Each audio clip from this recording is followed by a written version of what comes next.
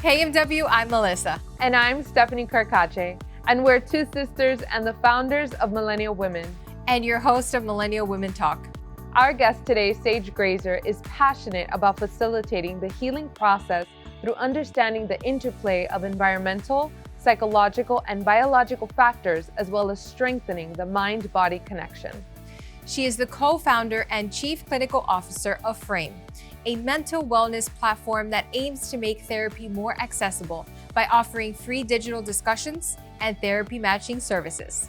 We are thrilled to welcome Sage to the show. Welcome. Sage, we are so excited to have you on the show. Welcome. Thank you for being here. Thank you so much for having me. So tell us, what got you interested in the field of mental health? Well, I actually started my mental health journey. I mean, we all start our journeys before we're born, but I started my therapy journey as a teacher, and it was really formative for me, and it helped me understand myself and understand how and why I was reacting to the world in certain ways. Because as a teen, you kind of grow up and you feel like you're an anomaly and you're the one that's, like, why am I freaking out about all these little things? And then you realize that this has a lot to do with just the ways that you were raised. And so learning about psychology, learning about myself was really important to me. And so then that's what led me to want to pursue being a therapist, because my therapist for me had been so important. And I thought, I want to be that person to someone else.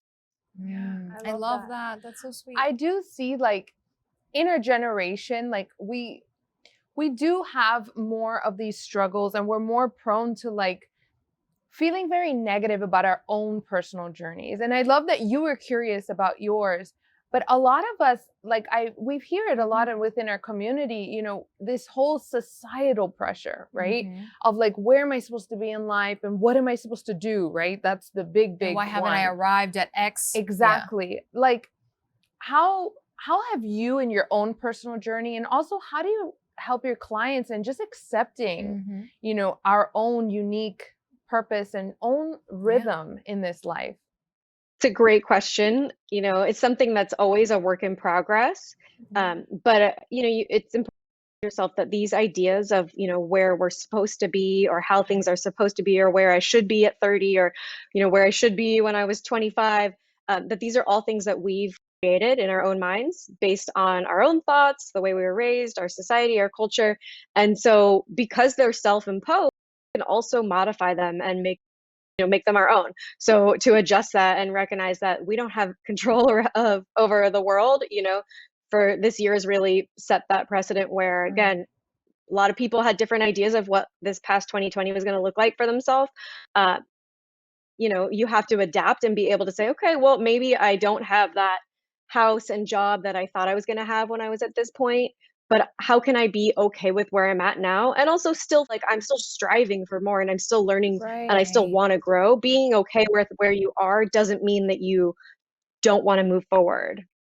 I love that because it's something that I've personally struggled with, and my sister is like my best friend and a therapist, honestly. Like I talk to her about everything and just where I'm at in life. And sometimes a lot of people are just like, well, focus on the good. And I definitely do. It's like a state of gratitude. And I've accepted, like, this is where I'm at, but I don't want to stay here. Right. So it's like, I love that you said that just because you're okay with where you're at doesn't mean you don't.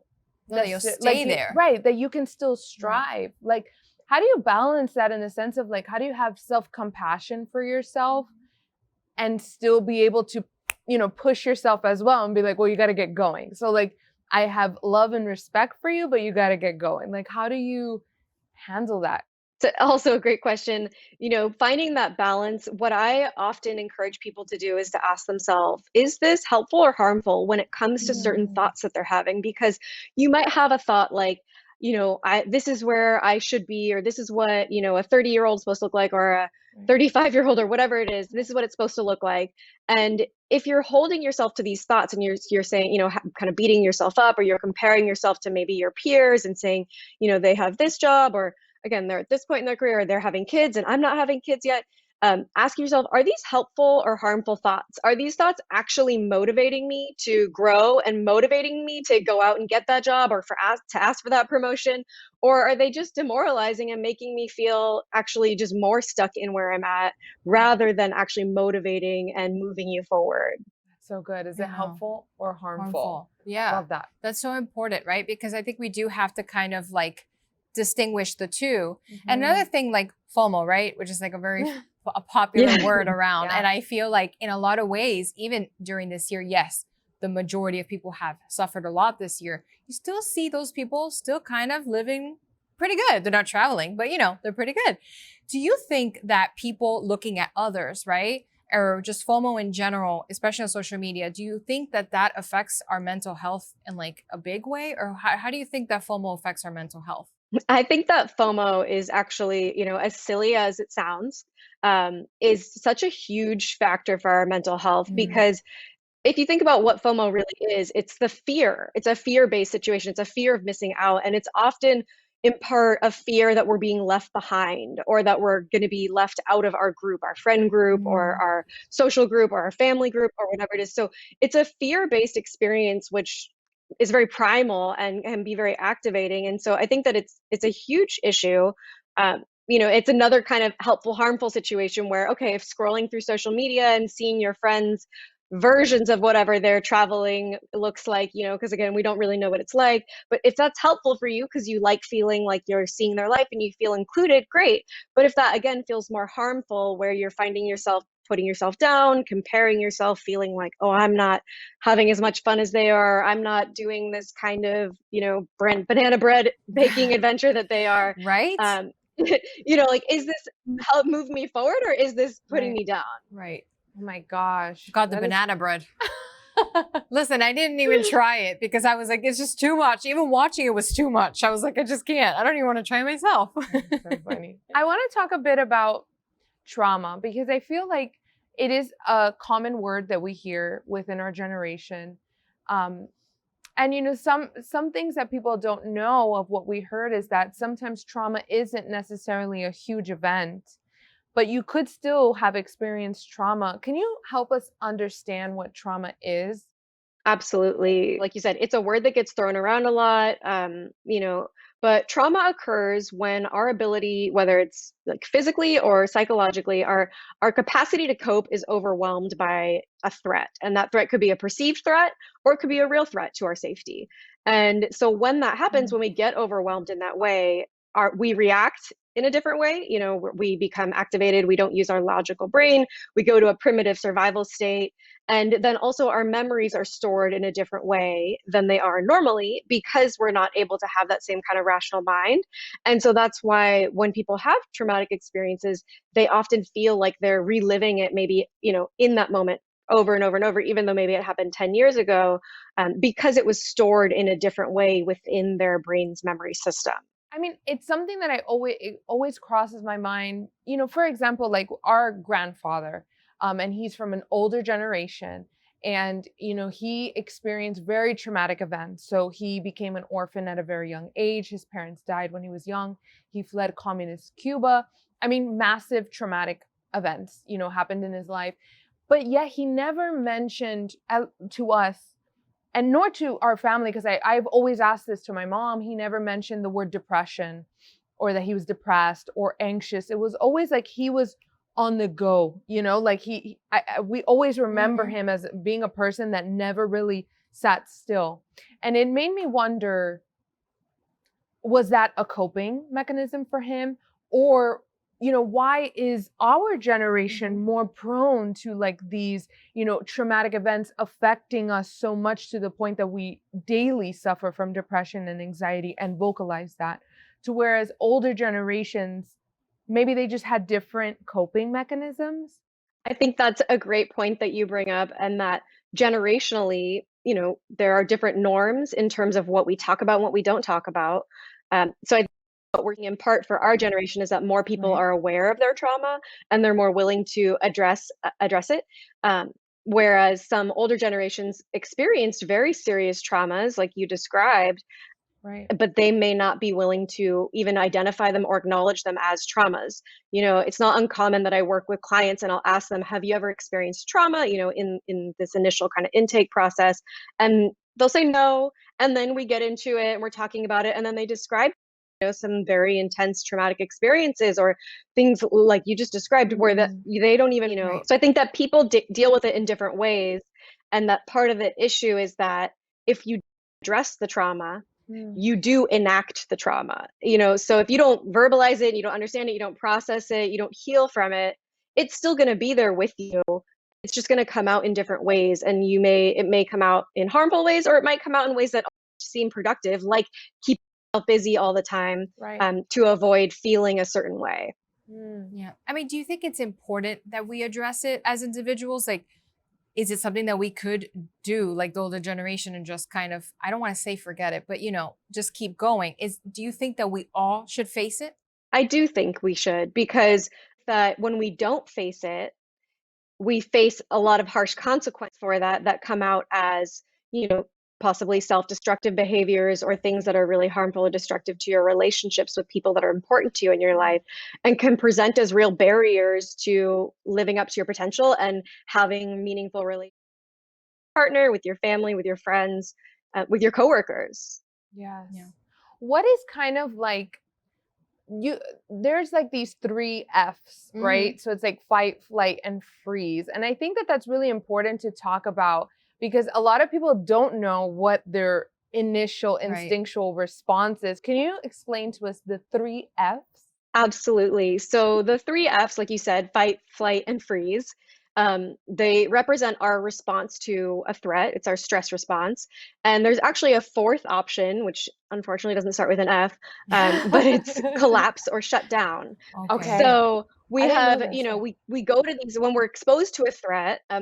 We have these responses that come from our primitive brain. And if we feel that we have the possibility of escape or defense, like we think we might be able to defend ourselves in this situation, we'll fight or flight. And that's our activation. That's us getting mobilized to fight or flight, get out of that situation, or able to fight back. If we feel trapped or helpless, we may freeze. And that actually serves the purpose of some different purposes, but it actually is not that kind of resistance from the victim or the person or animal, if we're talking about nature. And then there's the collapse or a shutdown state, which occurs when you're experiencing such intolerable pain that could be psychological or emotional pain, or impending death, where you actually just literally you collapse and dissociate and detach. Wow. Very interesting. Very interesting. I'm definitely a flight person. Oh, so am I. Yeah. For sure. I mean, it's like anything, like any anxiety or anything, I'm like, I got to get out of here. It's like, that's like my initial instinct, Totally. But I think that that's very interesting. I had no idea about the collapse one. Yeah, it's not as catchy when it comes to the phrase. But important part when we think about, our responses, and then also normalizing that for a lot of survivors of trauma, because they often blame themselves. They think, because they froze or because they collapsed, because such a trapped, helpless, or intolerable pain situation, that they blame themselves as I had no action, or I didn't have agency, I didn't do anything about it. And in reality, your body was doing the best it could in that moment to help you survive, and it's something to really honor and for getting us situation.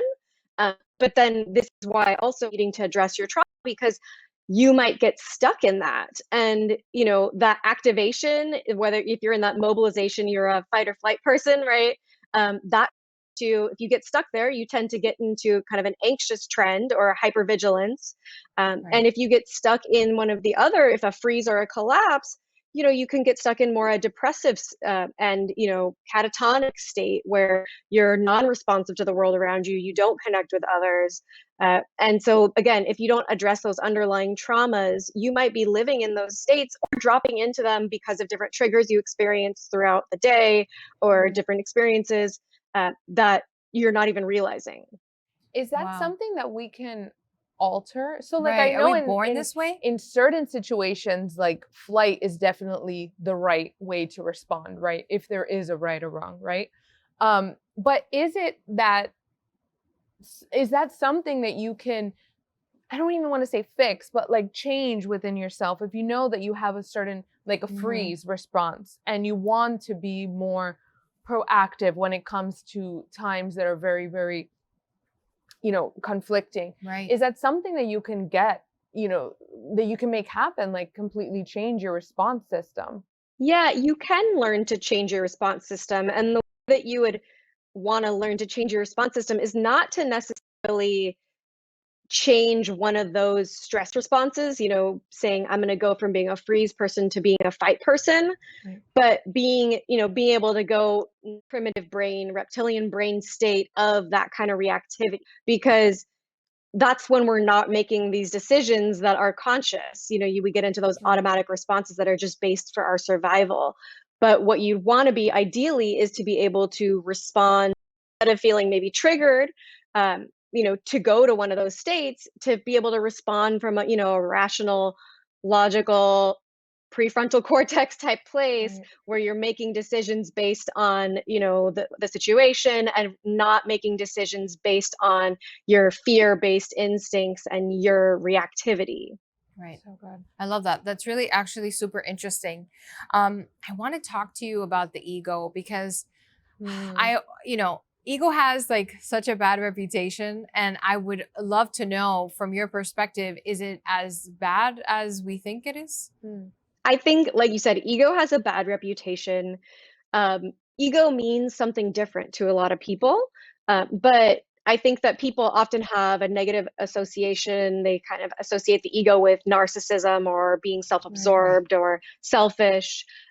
And the reality is, everything exists on a continuum or on a spectrum, and we want to have a certain level of ego, of course. It's not that we want to be egoless. There's a certain level at which we want to have. Ego serves as a drive. It's a drive in us, whether that's a drive to connect with other people or a drive to succeed in your job.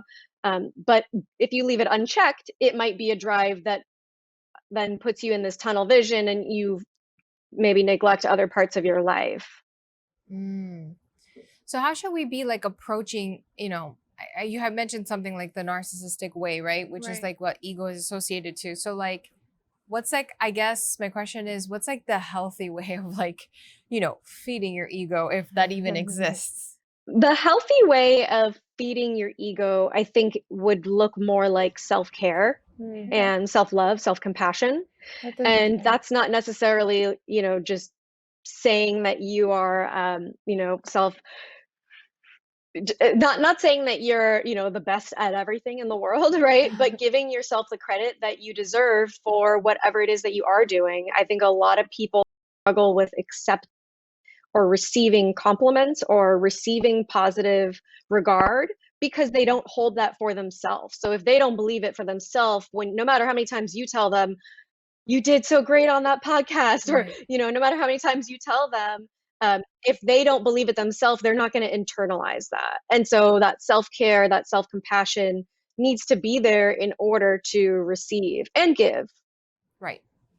I love that. So I want to talk a little bit about 2020, in the year 2020, and all the struggles that so many people have faced. And it's a plethora of them. And many different, it's like I often say, we're in the same storm, but not on the same boat. A lot of us are in negative headspaces right now. We're mourning the loss of life, and also the loss of the old life and customs that we've had. I want to ask you, like, how can we develop a better outlook for the future and the unknown that's ahead of us? I love that we're in the same storm but in different boats. Because we're experiencing similar things. We're having these shared traumas or shared experiences, but everybody has their own nervous system, their own personal world, and then their own resources and their own worlds that they're also interacting with. I think when it comes to accepting the uncertainty of the future, this year has really taught a lot of people to be able to tolerate uncertainty a little bit more, because the reality is, pre-COVID, post-COVID, we never know the future. We only can know or control or be in the present. The past, we can project what we think might happen in the future, but it will always be uncertain. And so that's a lesson that's hard for people to accept, because we want this control, and we want to have an idea that if I prepare myself mentally for the worst case scenario, that when it happens, it won't be so painful. When it happens, I'll be prepared. And the reality is, you won't really be prepared. You may have experienced this personally or not, but sometimes we prepare emotionally for something that we think is going to happen that might, some projected bad experience. And whether that loss happens or not, you could be suffering that whole time up until then, as this anticipatory anxiety. And then if the event happens, you're probably still going to experience all your emotions, and you're still going to need to process that, and you're still going to go through that, but you had suffered all the time before that didn't really get you anywhere. Yes. Right. So how can you, what is the goal mentally? Every day, what should you strive for when it comes to being healthy mentally? Even if, because we do this, and I definitely do that. I'm always thinking of worst case scenarios so that I become sort of numb, inside, so that when it does happen, if it does happen, I already experienced that within, which is, I know a lot of people that this happens to. So what's the goal every day to just be mentally healthy and not thinking of the future, not thinking of the past? I think the overall goal, has themes of balance and then being present. But balance, you need balance in all areas of your life, and also being present. Like you said, we can't, we can think about the past, we can think about the future, but we can only really be in the present, no matter how much we want to be either in any other place. So being able to accept the present, enjoy the present, commit fully to what you're doing. If you're going to lunch with a friend, but you're about all the work that you have to do after, you're not really committing to that lunch, and you're also not getting the work done. Right. So, you put yourself in this double bind where at least commit. So then if you're going to just think about the work, go home and just do the work and be present with the work.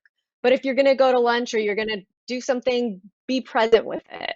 Oh my gosh, I love that. It's so true, because sometimes it's we don't really fully experience anything, because we're not here and then we're not there. We're always, so I love that, fully committing to whatever it is at hand. Yeah, it's whatever decision you make, commit to it 100% and be there. I love that. I definitely have struggled with that in the past of just learning how to be present. And I'm wait, I'll be sitting there and be I'm present, and I'm really not. It's a struggle. It is. It is. But I love that. It's something to strive for sure. Yeah. And it's not going to happen overnight, right? It's something that you have to practice, being present, because we can be aware of it, but it does take conscious effort to say, no, I'm going to commit to this, whatever it is that I'm doing in this moment. Right. I love that. So Sage, oftentimes, we hear this a lot in therapy, or even just people that we speak to, they're just acknowledge your feelings. So let's say if you're sad today or any other feeling, acknowledge them. It's great. Feel all the feels, right? That famous line, it's feeling all the feels. But sometimes, I wonder we often chat about this, and we're just to what point can we soak in our feelings and be okay? And to what point can we soak in our feelings and do actual harm long-term where it could hinder us? What are your thoughts on that? It's a common question. It's very difficult and painful to be in tough emotions, to be in grief, to be in anger. But the thing about feelings, as much as we might dislike some of them, they are present when they're present, and we can put them down and we can try to ignore them. But it's similar to trauma, where they will find other ways to come out, and those ways might be more harmful to you than actually sitting and tolerating feeling really sad. I think, like you described, where sometimes people they're afraid that they're going to get stuck in their feelings if they feel them for too long, or if I allow myself to feel sad, I'll just cry. And that comes from a place of not allowing yourself to tolerate emotions over time. Because when we push them down and push them down and push them down, then something small might push us to that point of feeling so sad or so overwhelmed that we do break down and we feel very out of control. Right. And that's, again, something that feels scary for people. So then they associate expressing emotion with feeling scared or it being a scary experience that they're out of control of. So if we actually take the time to be present with our feelings, to experience them, process them on an ongoing basis, then they don't build up and kind of or come out or manifest in these other ways that actually then kind of scare us into not expressing ourselves even more. Right. Oh, that's so good. That is so good. And especially, just the fear of like, if I were to allow myself to feel this, it's either going to be painful or it's just going to linger for so long. And you don't want to be in a negative headspace, right? Like, what are some of your tips when it comes to, and it's so funny because we often know, right? We ourselves know, like, I'm being negative right now, but like, you just can't help it, right? You like, everybody's like, think positive. They tell you this, but it's like, this is my reality and it sucks, right? And it could seem negative, but this is the truth. This is my truth in the moment. Right. Like, what are some tips that you can offer anybody right now, including me, because I think that this is all very valuable tips. Mm-hmm. Like when you're just like in that negative perspective and you just can't shake it off, like what are your tips for people who are dealing with that? There's a time and a place for us to experience our emotions. Sometimes we don't get to choose that time and place. But if we can, because sometimes like you said, sometimes you do need to get through your work day and you can't just be feeling feelings all day. And that's the reality, recognize that there's a to, being able to set our feelings aside and get things done and be productive. But then also recognizing, okay, well, when am I going to address these feelings? And when am I going to process this?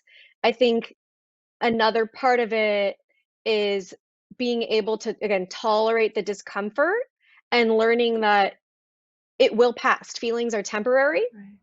And that feelings also are not facts. So when it comes to people kind of maybe living in a mindset where they feel like they're too negative, feelings aren't facts. You can feel like you are a complete failure, but maybe you failed a test or maybe you failed at something. Right. But, being able to reality check your thoughts and find that actually, again, kind of a more balanced thought rather than an all or nothing thought. So that's where sometimes people get in that pessimist, or they feel like they're too pessimistic or negative, is being able to reality check their thoughts and say, okay, is this actually the end of the world or is it just a really bad day? Right. And that's you're allowed to have a really bad day. Right. Exactly. I love that. Yeah, because it's not going to take control of your life. It's just going to reality there. check your feelings. Exactly. I love that. I'm love taking that with me. That is awesome advice. Sage, so the media, okay, and it's like across all medias, they can be extreme and they can try to alter perspectives and realities for most people, especially on social, because it feels a little bit more intimate versus like television, at least for our generation. And, on our show, our goal is always to generate their own perspectives. We want our audience to hear the information and generate their own perspective. Right. But when our audience or even us, we're consuming all types of information all day, how can we take a step back and say, okay, let me process this, but be confident with your own thoughts and your own perspective, like not feel this pressure that you have to like agree or think a certain way like everyone else. What are your thoughts on that? How can we take control of our mental, I had a great word and I lost it, but like our mental real estate, I guess? How can we take control of our mental state? Taking control of our mental real estate. I love that. When it comes to information being put out there or what we're kind of soaking up or taking in, we want to be mindful of how much time we're spending soaking up information rather than how much, as opposed to how much time we're spending processing that information and actually feeling it. And another piece of it is that no matter what you put out there, no matter what the media, each person is going to interpret it and read it through their own lens. And so, the things in the media that persuade people to believe different things.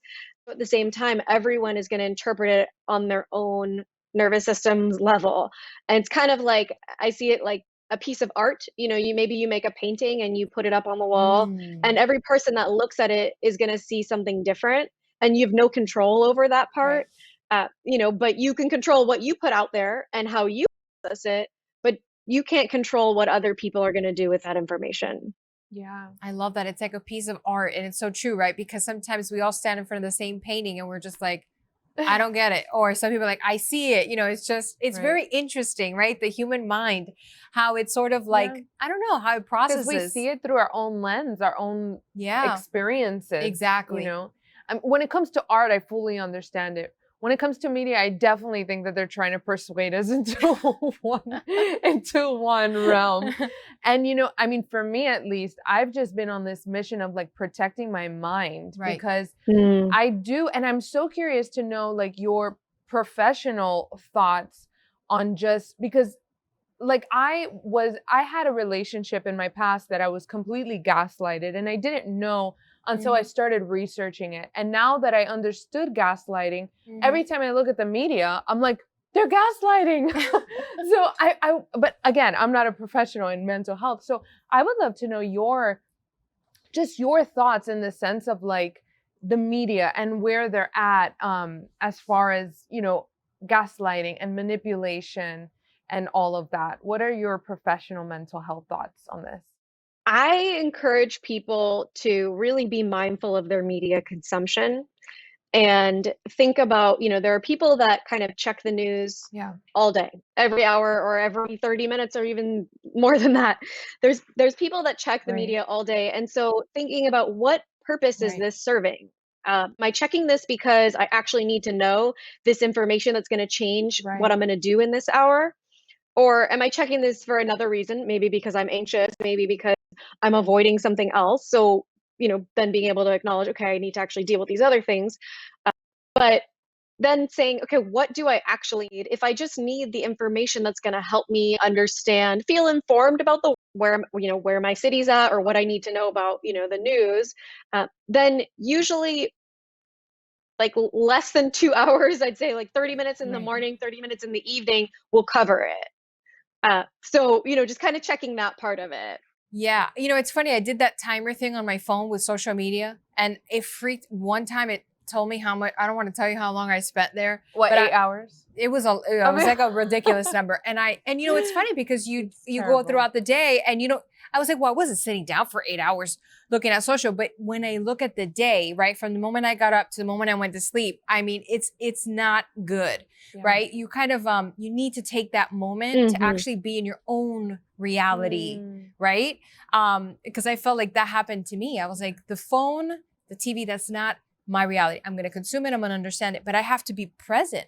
I have to look around, because it started to freak me out. I don't know if a lot of your clients, I'm sure, have experienced this, but that timer thing is a little bit intense. I'll tell you that. Yeah. I think, the idea of protecting your mind and protecting your energy is really important. And thinking about who and what am I allowing to influence my happiness or my reality and my mind, mental health. So, having that idea of, okay, what feels replenishing for me, what feels re-energizes me or recharges me. And maybe it is scrolling through social media. Again, there's no right and wrong way, but for some people it might be scrolling through and that's their way of just kind of relaxing. And other people it might be, reading a book or just being alone. And other people it might be going and being around their friends or chatting with a bunch of friends on a Zoom or whatever you can do at this point in time, but for people that need to be social. Right. And so just protecting your mental energy and thinking about where am I investing my mental energy and how am I putting back into my mental energy realm? How am I refilling my own cup? Because we can't pour from an empty cup. Oh yeah, for sure. that. And we talk about this all the time. Whatever you invest, you should be getting something out of it, and that includes entertainment and all that stuff. So you should be getting an ROI in your investment of consumption. Definitely. Sage, I want you to talk about Frame because we love the work that you're doing and we think that this is such a valuable resource to everyone listening on right now. So talk to us a little bit about your work with Frame. Frame is a mental wellness platform, childhood friend of mine, Kendall Bird, and Frame was built to be able to make therapy more accessible to people in a few different ways. And we do that by offering free digital discussions, which are therapist-led conversations that cover mental wellness topics, and they're designed to destigmatize mental health and give people an idea of what therapy is like, as well as give people some actionable tools and things that they can kind of walk away with, like these, things that we've talked about. And then we also have a service right now because we're a new company, we've only been able to launch our in Los Angeles and then kind of the Southern area. And so that's for the therapy matching feature, which allows you to go on, create a profile, answer a few questions, and then get matched with a therapist that is suited to your needs and kind of what you're putting or what you're looking for. That is so awesome. Where can they go to find this and join this incredible community? Mm-hmm. Yeah, so they can go to our website, which is tryframe.com, and that's where they can see all the discussions as well as match with a therapist. And for therapists themselves, they can go there and they can sign up and become a provider too. Awesome. And then they can also look at our Instagram where we update content, which is try.frame. And those are our main outlets. We also have a Facebook group and YouTube channel that's very new, but the best place to go to start would be the website or Instagram. That is so awesome. I love it. Oh my gosh. Sage, you're amazing. Thank you so much for being on our show today and sharing so much value with us and our community. We're very grateful. Thank you so much. Thank you so much for having me. It's been a pleasure to get to chat with you and connect with some new people, because all of our worlds right now, we have to be really mindful about making new connections, because those new connections aren't going to happen organically like they might in our pre-COVID world where you are interacting with more people on a day basis. Absolutely. I love it. Oh, Sage, you're amazing. Thank you so much. Thank you for tuning in to today's episode. Make sure to check out Frame at www.tryframe.com, where you can tune in to a digital discussion or use their matching tool to find the right therapist for your specific needs. And don't forget to subscribe and leave us a review. This helps us bring you powerful conversations just like this to you every single week. We encourage you to continue on with the conversation. Keep being the strong, amazing woman that you are, and never forget to live inspired. Until next time, always love Melissa and Stephanie Carcache.